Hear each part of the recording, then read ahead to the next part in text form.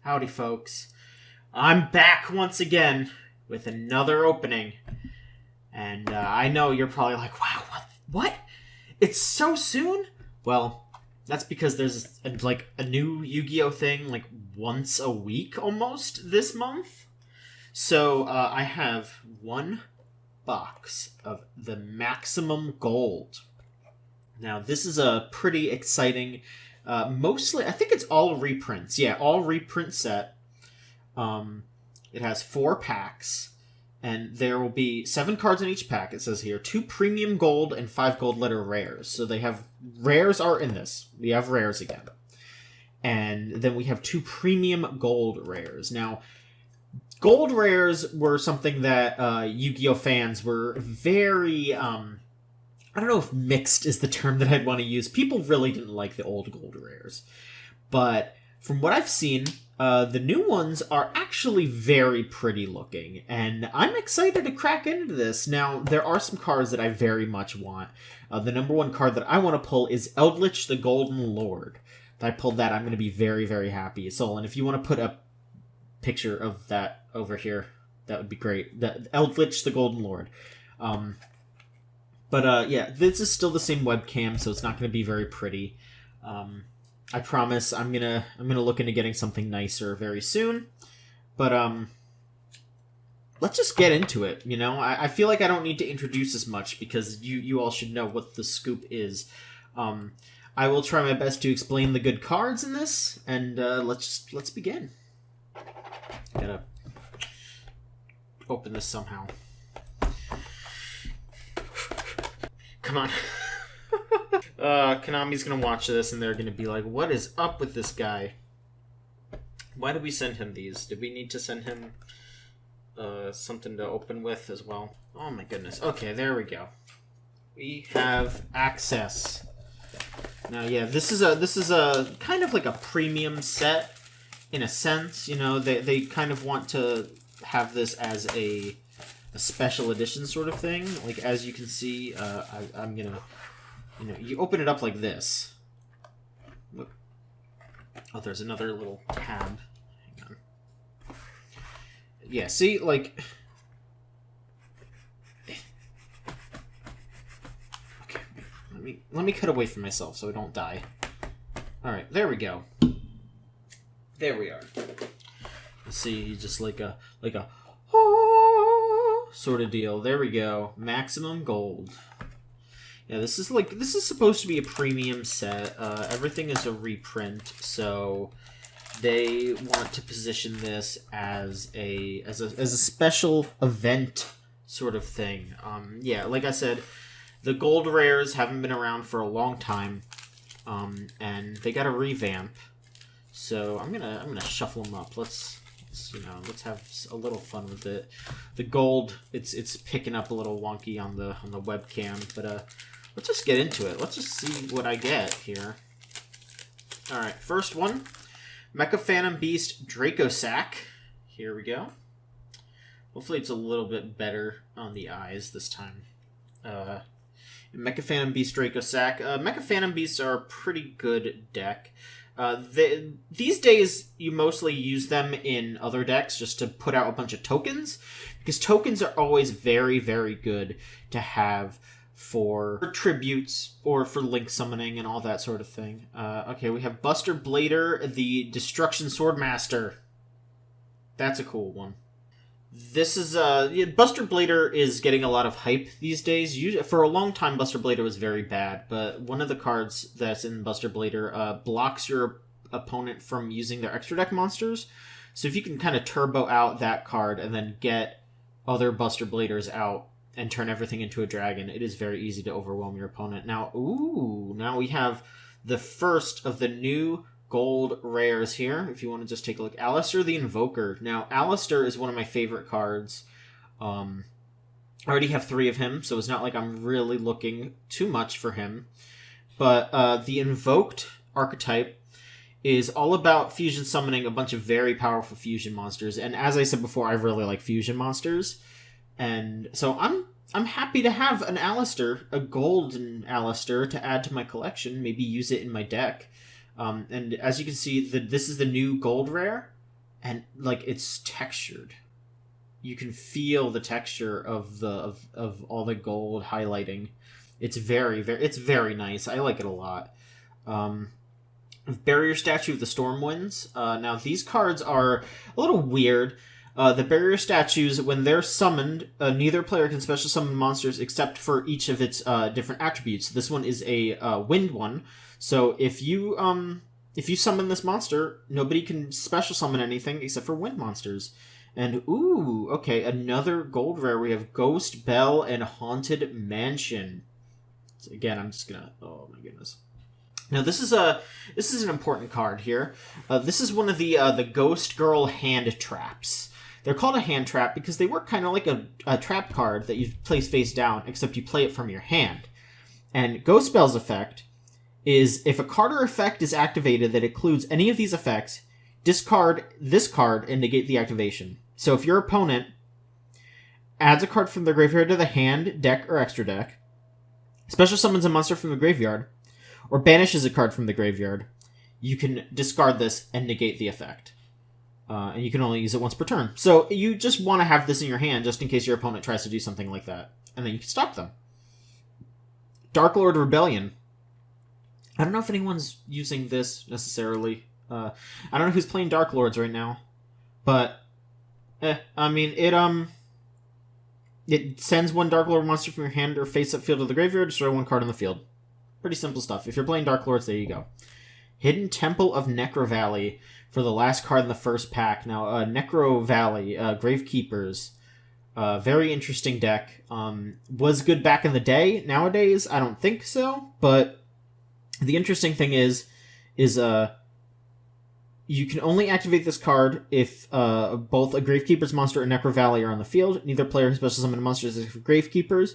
If either Gravekeeper's monster or Necro Valley is not on the field, destroy this card. So this is just like a lockout. If you're playing Necro Valley, you'll want to play this to lock your opponent out from special summoning. A lot of stuff to keep your opponent from special summoning in these packs. These days, it's all about special summoning as many cards as you can. So it's probably a good idea to use something that'll keep your opponent from special summoning. Next card is a Link monster, Mech Knight of the Morning Star. It's got a down, left, and right. You need 2 monsters, including a Mech Knight monster, as a tribute or a Link tribute to summon it. If it's a Link summon, you could discard a Mech Knight monster or World Legacy card, add a World Legacy card from your deck to your hand.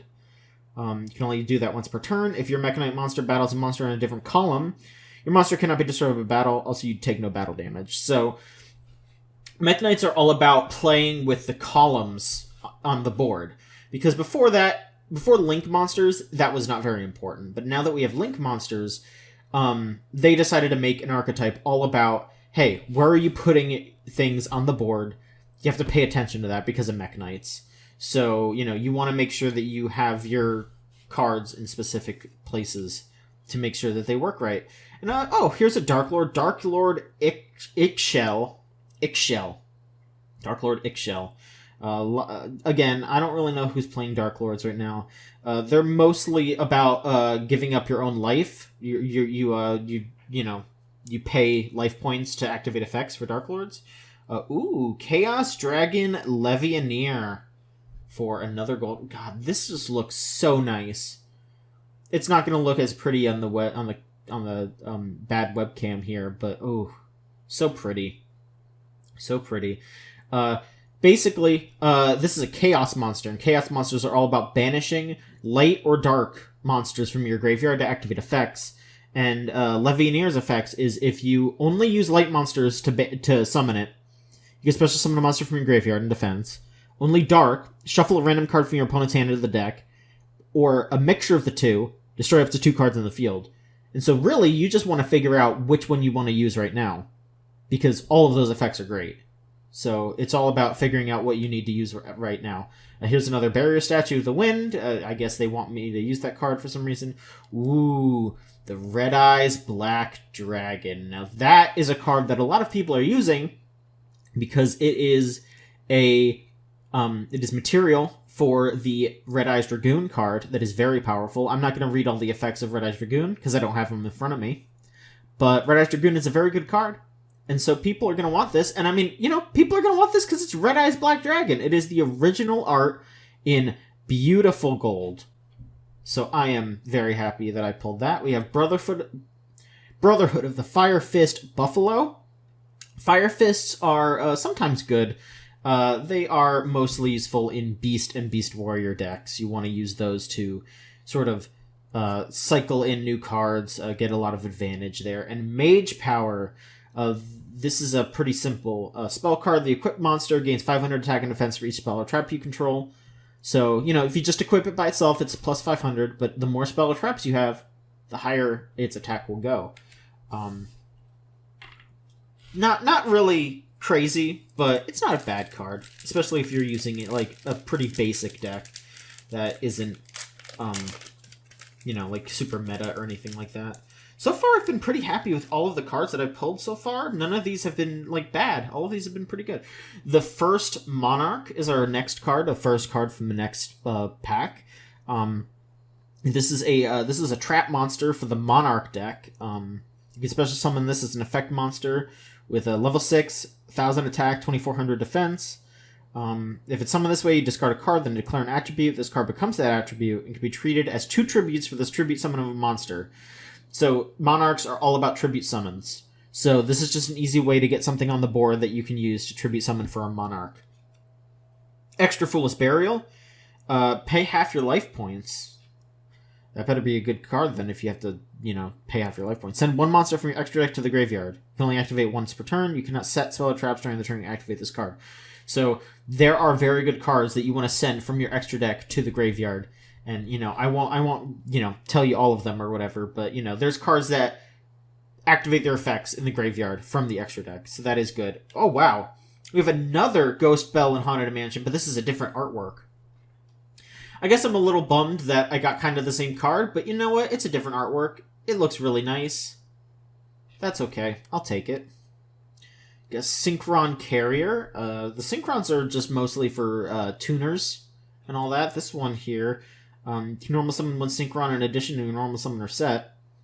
If another Synchron is sent to your graveyard as material for Synchro Summon of a Warrior Machine Synchro Monster while you control this card, you can just summon a Synchron token. Alright, yeah. So, you know, you'll want to, like, use this to special summon another Synchron that's maybe a tuner, and then use both of those to tune together to make a Synchro Monster. Yeah, we have Fire Formation Gyokyo. It's another Fire Fist card. I feel like the Fire Formation cards are used more. The spell cards are used more than the monsters. What does this one do? Activate this card by targeting a spell or trap. A set spell or trap your opponent controls. Opponent can't activate this card in response to this card's activation. While this card's face up on the field, that set card cannot be activated, and all Beast Warrior monsters gain 100 attack. So it pretty much you would want to. This is mostly just to keep something shut down. You don't really need the 100 attack. Ooh, the Phantom Knights of Rusty Bardiche in gold. So this is a super broken, super powerful Link 3 monster. I talked last episode, I guess I'll say, about Phantom Knights, and this is their most powerful card. It's you can send 1 Phantom Knights monster from your deck to the graveyard, then set a Phantom Knight spell or trap directly from your deck to the spell or trap zone. So, thing is that Phantom Knights often activate their effects in the graveyard. So, you're just setting up more things by activating this effect as soon as and you can do this once per turn. If a Dark Xyz monster special summoned to a zone this card points to while this monster is on the field, except during the damage step, you can target a card on the field and destroy it. That's just, yeah, again, incredible card. Very good. And our last one is Speedroid Red-Eyed Dice. I don't think it has anything to do with red eyes. But if this card's normal or special summon, you could target a Speedroid monster you control, except this one. Clear level from 1 to 6, it becomes that level. And yeah, this would be good for Synchros, because this is a tuner. So if you're playing Speedroids, and you want to, you know, do a Synchro summon, you'd want to use that. Because it's only level 1. Alright, last pack. No Golden Lord yet. Let's see if I can make a miracle happen, folks. I'd really like a Golden Lord. All right, so first up is Lost World. This is a card for dinosaurs. There's a lot of text on here, but this is the field spell for dinosaurs. I'll just leave it at that. Gear Gigant X. This is a classic card. The Gear Gigant X. This was a very good card back in the day. Not so much nowadays. I don't think anyone's really playing this, but maybe if you're playing Gear Gears, if you're having a good time playing an older format, this would be cool to have a gold letter rare. Ooh, Boral Sword Dragon, gold rare, brand new artwork. So Boral Sword Dragon is a very powerful Link 4 monster. Maybe one of the best cards in the game, straight up. It cannot be destroyed by battle. Once per turn, you can target an attack position monster and change it to defense position. And also, this card can make a second attack during each battle phase this turn. Your opponent cannot activate cards or effects in response to this effect's activation. Once per turn, when this card declares an attack on a face-up monster, you can activate this effect. Until the end of this turn, this card gains attack equal to half that monster's attack, and if it does, that monster's current attack is halved. So, you can do that defense thing to your own monster. This is a very good card to just end a duel, because you can attack with this. You can attack with another you can attack a monster with this. Say for example, so this is 3,000 attack. Say for example you attack a Blue Eyes White Dragon. You can activate its second effect to make this 4,500 and the Blue Eyes 15. This will kill the Blue Eyes. You can have something else attack, and then change that one to defense position, your second monster, and then attack with this directly, and it'll have 4,500 attack. It keeps that attack. That's incredibly great. Like, you could win just with that, just by itself. Very good card. Temple of the Six. Alright, each time a 6 samurai monster is normal special summon, place a Bushido counter on this card. Monsters your opponent controls lose 100 attack for each Bushido counter on this card. So, the second effect of this isn't really important. 6 samurai like to have Bushido counters and to use them to summon things. So, that's more what this is for. It's to build Bushido counters. And the last gold rare we have here is Sky Striker Ace Kagari. Alternate artwork. Sky Strikers are a very powerful but very controversial deck that isn't really in use anymore, but people still like them because they're cool, like Mecha Musume girls, very powerful mecha girls. Yeah. I would have loved to have pulled a Golden Lord, but it's okay. I still think I pulled very well here. Honestly, I think it's kind of impossible to pull poorly because this is a premium set. Each box is, I want to say, $30, so you really do have to really want these kinds of cards. But yeah, Kagari in gold rare. That's very pretty. Mecha Phantom Beast Blue Impala, another Mecha Phantom Beast card. Probably summon some tokens. Cannot be used as synchro material. Cannot be used as a synchro material monster except for the synchro summon of a machine monster. Yeah, so this is just to synchro out more Mecha Phantom Beast. And then finally, last card. Hey, Trunade! So they used to have Giant Trunade, and Giant Trunade would destroy all your opponent's spell or traps, or put them all into their hand. Yeah, that's what it was. But this one, it's all set spell and traps. So it's nerfed a little bit because Giant Trunade is banned. The Hey Trunade is legal, and it's a very funny name. So really, I would say that this is a good set, but it's also a set that I think you have to be very invested in these kinds of cards to want to spend the money on.